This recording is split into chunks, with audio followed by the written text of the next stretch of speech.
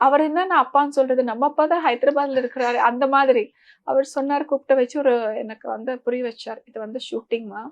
நான் real life இல்ல, reel life. உங்க அப்பாவோட எப்படி பேசுறீங்களோ, அதே மாதிரி நீ பேசணும். அப்படிலாம் எனக்கு புரிய வச்சாரு.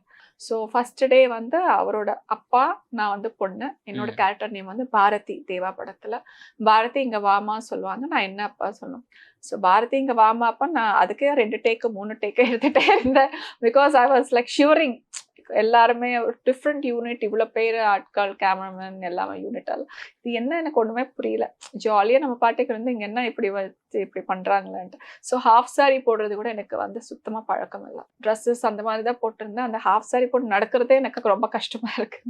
ஸோ அந்த மாதிரி வச்சு பண்ணி வச்சிருந்தேன். என்னம்மான்னு சொன்னா, உங்க கொலுசு காட்டுன்னு சொல்லுவாரு. நான் கொலுசு காட்டணும். பட் அதுக்கே நான் சரியா 2, 3 டேக் ஆயிடுது. எனக்கு அப்பான்னு அவர் என்ன நான் அப்பான்னு சொல்றது, நம்ம அப்பா தான் ஹைதராபாத்ல இருக்கிறாரு. அந்த மாதிரி. அவர் சொன்னாரு, கூப்பிட்டு வச்சு எனக்கு புரிய வச்சாரு. இது ஷூட்டிங்மா.